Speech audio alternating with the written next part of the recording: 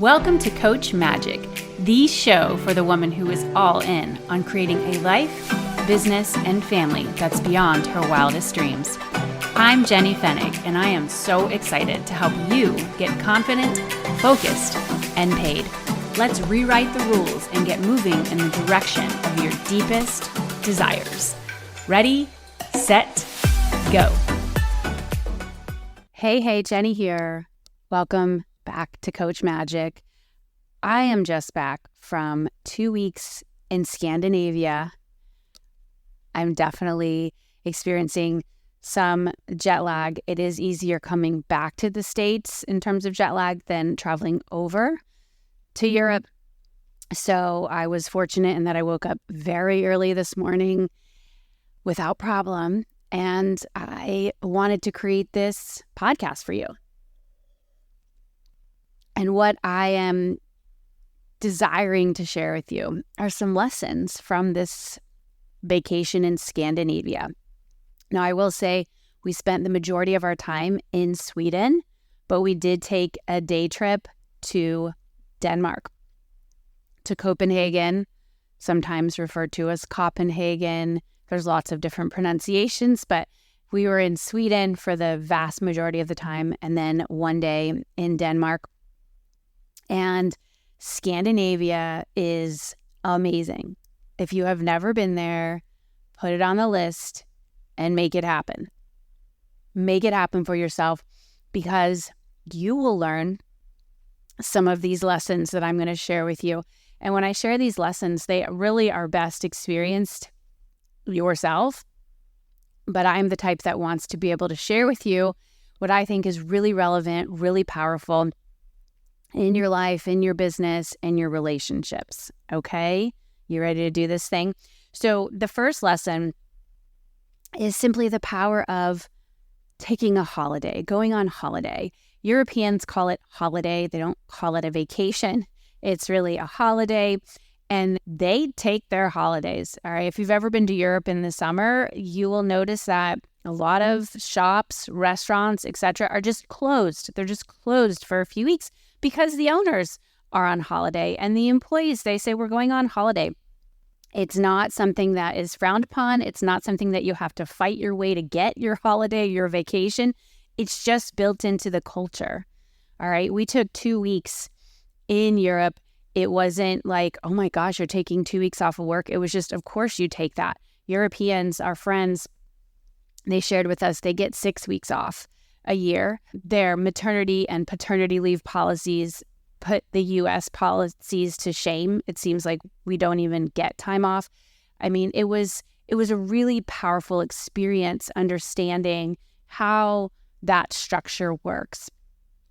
Sweden is a socialist country, and so they have these systems set up to really take care of their people. I learned from one of our friends who we spent a lot of time with that the concept of housewife doesn't really exist in Sweden. Everyone works. And I thought that was really fascinating, because my theory was, well, it is built into the culture, but yet the systems are set up. So imagine you have a baby and you take a year and a half off to be with your child, and you get paid, and your job is still waiting for you. You don't get paid at 100%. You get paid a percentage of what your salary was, but you're still getting paid, and you know your job is waiting for you when you come back. Wow. Wow. And they don't work crazy hours. You go to work, and then you come back home, and then you have your rest of your day. You have your evening to do whatever it is that you want. And so there is this built-in quality of life that we witnessed that was really, really beautiful and quite inspiring for me. You all know, you hear me talk about, really enjoying your time, building a business that reflects the kind of lifestyle that you want, the season of life that you're in. And so what I did to essentially give myself these 2 weeks was I organized my schedule so that I didn't have calls during those 2 weeks that I was away on holiday, on this vacation. The majority of my work these days is spent facilitating really powerful group masterminds. Okay, I have several group masterminds that I lead So I didn't have any of those calls scheduled. If for some reason I didn't plan this in advance enough and I had one on my calendar, I would have just made it happen. Okay, I would have built my day around making that happen. It wouldn't have been a big deal. But I was fortunate in that I was able to really carve out these 2 weeks so that every day we could really be flexible and nimble with what we were doing. I didn't have any coaching clients I had calls with. I did check in with one of my masterminds. We have a Voxer channel, and so I shared a couple of messages in there, let them know what was going on and what I was seeing and how they could be inspired by it. I did check in with several of my other groups because we have calls this week, and so I needed to do a little bit of work and move that forward. But I was able to do that on some train rides. We took a train from northern Sweden to southern Sweden, and so I'm utilizing my time on the train to get a little bit of work done. For the most part, I was off. I was on holiday. And it felt great to be in a culture, in a country that they got that holiday thing. They got it down pat. There's a lot that we can learn from Scandinavia in particular. And so that is the first lesson I want to share with you, is the power of holiday, the power of vacation. I hope you've been able to take some time off for yourself. This season, we're still in summer here. We're gearing up. I know some of you have kids. You might be back to school already. My kids have a few more weeks off, but that power of taking time for yourself and figuring out what you want to do with that time. Are you going abroad? Are you going to spend some time with friends? Are you going on some sort of adventure where you are going to be challenged physically? And there's so many different ways that you can shape this. Do you want to see some family members? We were able to see Steven. He has cousins in Sweden, like literally blood relatives. And we were able to spend a day with them. They live about an hour-ish outside of Stockholm. And we went out there, and my kids got such a kick out of it. They were able to spend some time with kids their age, right? I think technically they would be considered third cousins, but they're cousins nonetheless. And just what a mind blow that was to say, I'm related to these people. For the Swedish children as well, to realize they have American cousins. It was really, really special, telling stories about, the older cousins and how it all happened. And, you're going through history and just everything. You gain an appreciation for where you came from, and that we have these really powerful connections a long way away from where we live. And so what about you? Do you have some relatives on the other side of the world? Do you have some friends who maybe you met decades ago and you haven't seen in a long time that you want to see again? Figure it out. Put it on that bucket list and get working towards having that become real. And when you do that, create the work so that you can go and just settle into that experience. Give yourself that experience without worrying about the work. Get things handled. I put out my out of office email response. So when people are emailing me, I'm not worrying like, oh my God, I need to respond. Like, nope. Out of office email came out when someone emailed me, and I could feel really at ease and relaxed to simply be on holiday, be on vacation. The second lesson I'm sharing with you today is something I learned about childhood in Scandinavia. And I know this extends to lots of European countries, and certainly I've heard it's pretty popular in Australia as well. Kids, when they graduate from what we call high school here in the United States, it's very common for them to take a gap year or a few gap years before they go off to university, called college here in the United States. It's very, very common that they take some time to not study, but rather live their life in a different way, maybe go do some traveling, go work in another country, another location, and then they very often go off to university and study whatever it is that they're interested in, that maybe they got some perspective on during that gap year, during those gap years. And so I wanted to share that with you for those of you with kids, just to think about how we're setting things up for our children here. You may be listening to this and you don't live in the United States, and so do with that what you will. But I know a lot of my listeners are based in the U.S. I'm based in the U.S., and I'm always just looking at what we can learn from other cultures, other countries, and how they shape things. We spend a lot of time with children in university. They are in university as we speak. And I enjoyed listening to their perspective and how they are showing up at school and the internships that they are doing right now. And it's just really refreshing. It's really refreshing. And so that's just a reminder that there's many different ways to accomplish something. And we don't need to force ourselves into a certain mold or keep up with what we consider the Joneses, whether it's with our kids, with us, with whatever. There are many different ways to accomplish something. And so consider this concept of gap years. Consider what is right for your child, for yourself, for whatever is up right now in your life. And certainly there is so much that can be learned from other cultures and from other ways of life. Okay. The third lesson, you might have heard of this concept before. If not, you're about to hear of it now. It is called Hygge. It's hard to pronounce because when you see it spelled, it's spelled Hygge. It's called Hygge. Up until this trip, I thought it was called Hygge or Hygge. It's Hygge. All right. Now, this is technically a Danish term. Now, again, we did go to Denmark on this trip, and yet I felt this concept of Hygge certainly during our time in Sweden as well. So what it is it's about taking time away from the daily rush to be together with people you care about, or even by yourself, to relax and enjoy life's quieter pleasures. The word Hygge dates back to around 1800, at least in the meaning it has today. Various definitions can be traced back to the Middle Ages, where a similar Old Norse word meant protected from the outside world. So again, it's about this time together with family or close friends. We spent so much time with friends, and then our friends' friends or our friends' children, and it just had this very warm quality to it. Typically, the setting is at home or another quiet location, and it involves sharing a meal, sharing some wonderful food together.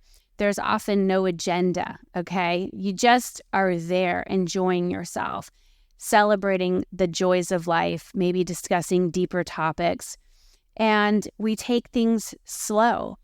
Now, how you might see this with your eyes, other than these social gatherings, are this cozy life, okay? So blankets, candles, like these very warm looking blankets, like furry blankets.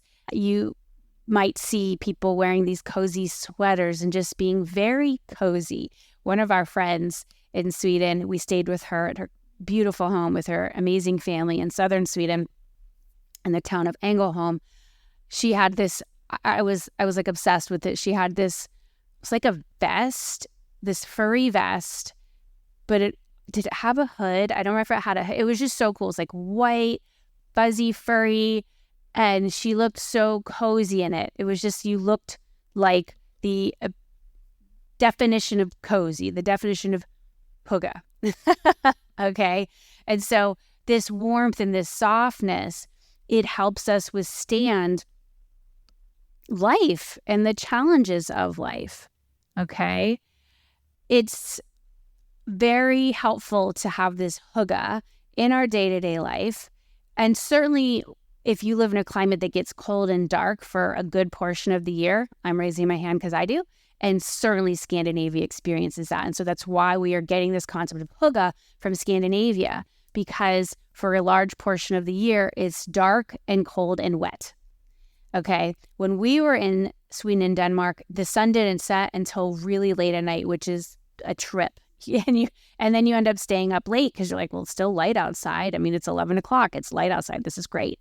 Okay. But for a good portion of the year, it doesn't look like that in Scandinavia. And so this hygge helps you feel warm inside and feel rejuvenated. Okay. And so I want to encourage you to think about how you can bring that into your life all the time, how you can bring it into your work all the time. If you were to see my office, I have several candles in here. I've got this feeling of cozy, this feeling of warmth, because it helps me show up for my work, because it's not always easy. I mean, it's not supposed to be, okay? And certainly in my home, it feels like that too. I've got blankets everywhere. Again, these candles. When we stayed with these friends of ours, and every night, her name is Ava. Hi, Ava.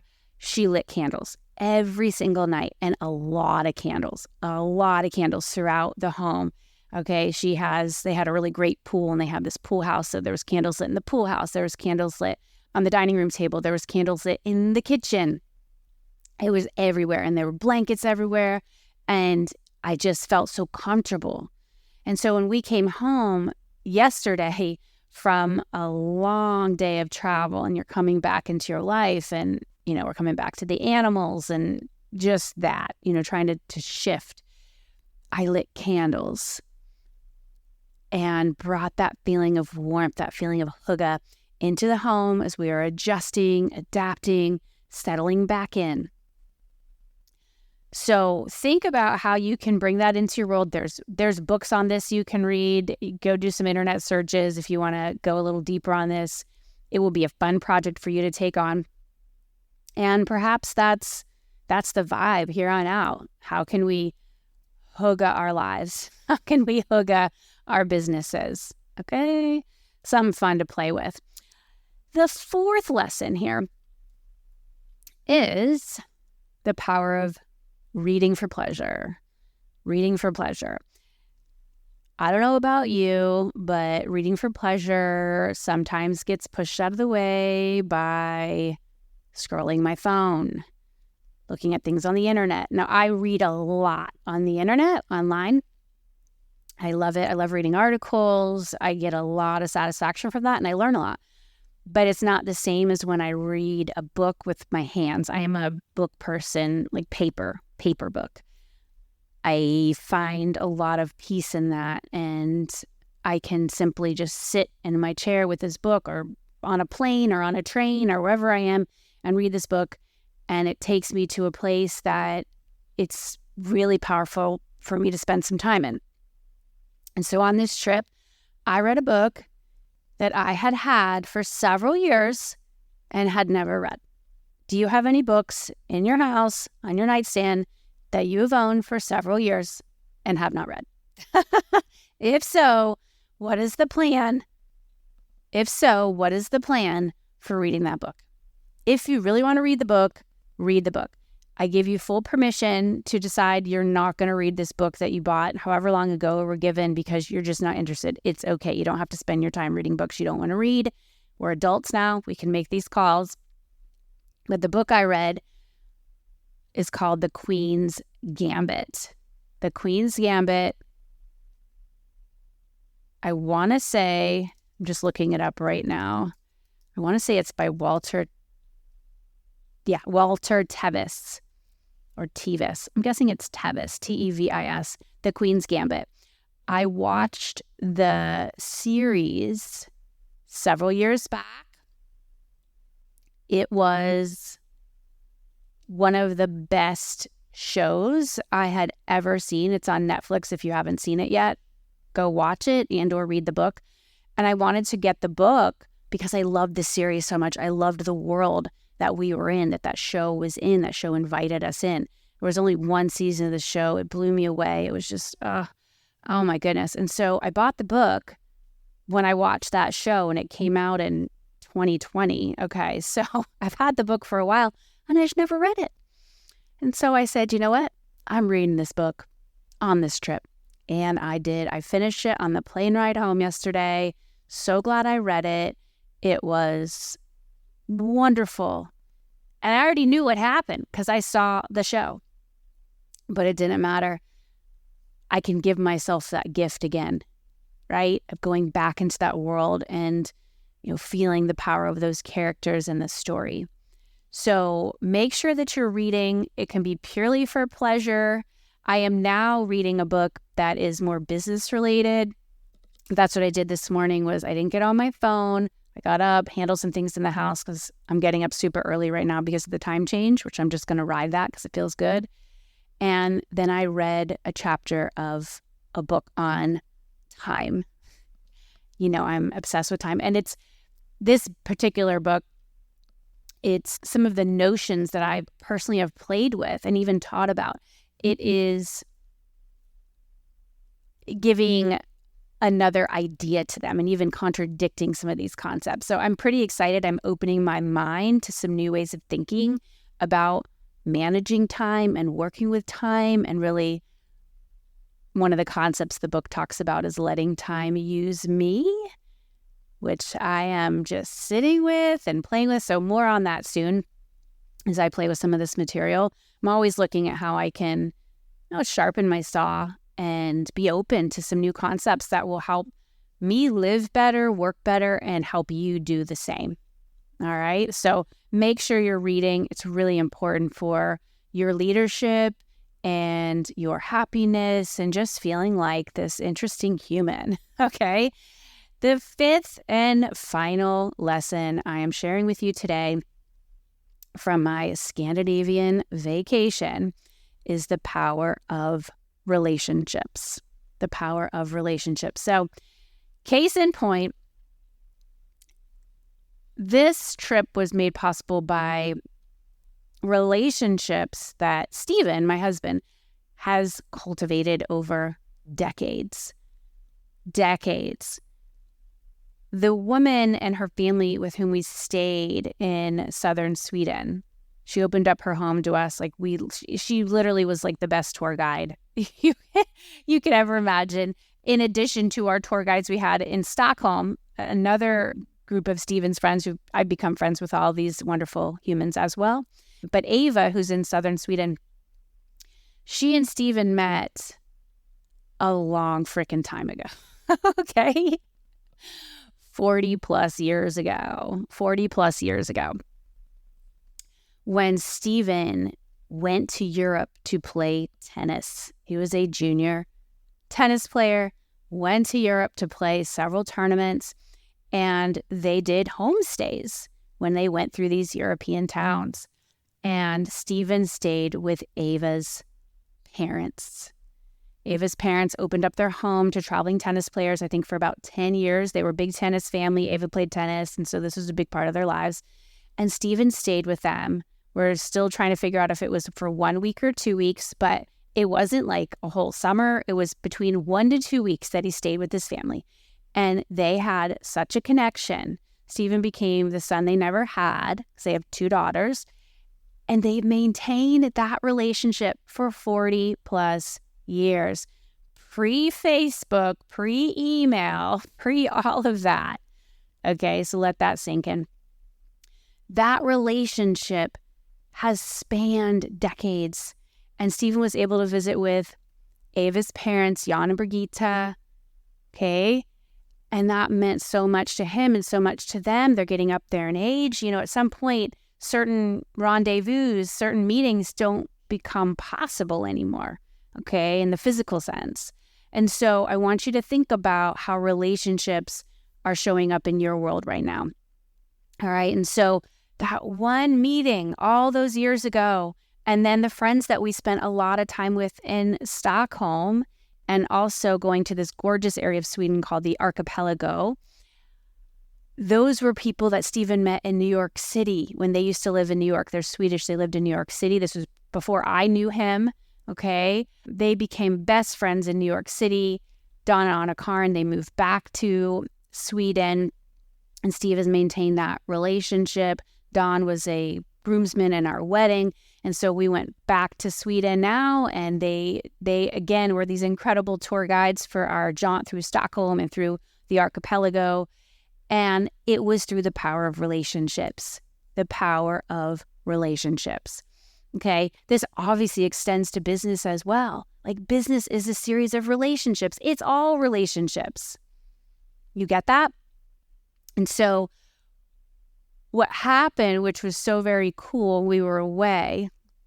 Again, I'm off for the majority of this trip, but I was checking in on emails every so often, just kind of seeing what was up, seeing if anything important was coming through. Most of the things I can just, it can be deleted and just let go of. But I received an invitation for some work, okay? Basically, hey, we want to tap you for a series of meetings to facilitate in person in Boston. This is through one of my incredible clients that I have. And that came through while I was away.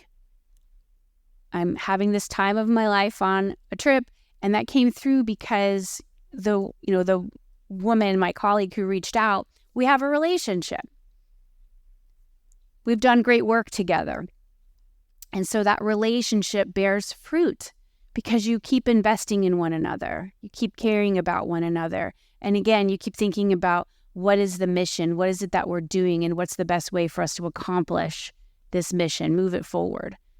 Okay? That's the power of relationships. In that particular example, with this contract coming through, when I was, quote, on holiday, it was also connected to me being in my zone of genius and protecting that at all costs. Don't try to be all things to all people. Know what it is that you're great at. Know what it is that you absolutely love to do. Know that it's very valuable to the people, the companies that value that. Not everybody does, but you got to align yourself. Okay, again, develop these powerful relationships so that you can do your great work in the world. And it doesn't need to be about you proving yourself or overextending yourself or anything. It's like, this is a thing that I do. And then celebrate it, talk about it, shout it from the rooftops.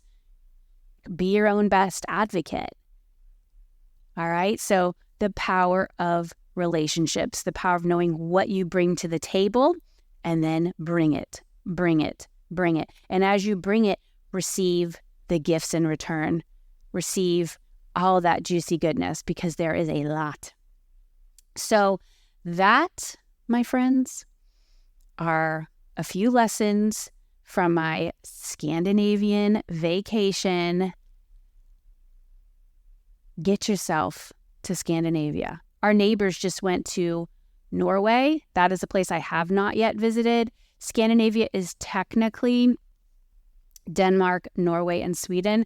Sometimes it includes Finland in that mix. I'm not sure how that's all decided on or not, but it is just so freaking good. The other thing that I want to share with you is they're very healthy, very into nature. When we were in Denmark, the number of bicycles, your mind will be blown. Okay. And also the food is incredible. I'm a big foodie. So if you like all that kind of stuff, I think you'll really, really enjoy Scandinavia. If you've ever been to Scandinavia or you have, memories or just thoughts on this, please reach out to me. I'd love to hear from you. When you come back from a trip, you kind of want to keep it going. So reach out, let me know about some of your Scandinavian memories or adventures, or if you want to go, yes, I want to go. And maybe this podcast has inspired you to put the wheels in motion and make that happen. You will not be sorry. Oh my gosh. I'm replaying the visuals in my mind, and I know my kids, they're going to remember this trip forever. They're going to remember it. They're 15, 13, and 10. So they're of ages where these memories will be imprinted in their brain. And I'm so happy for them. I'm so very happy that they got to see this part of the world and know that it exists. And there's things that they've learned from the trip that will influence the decisions that they make in their own lives, you see. So with that, thank you so much for tuning in. You are amazing. Be you. Be bold. Bring that magic out into the world. And I will talk to you again soon.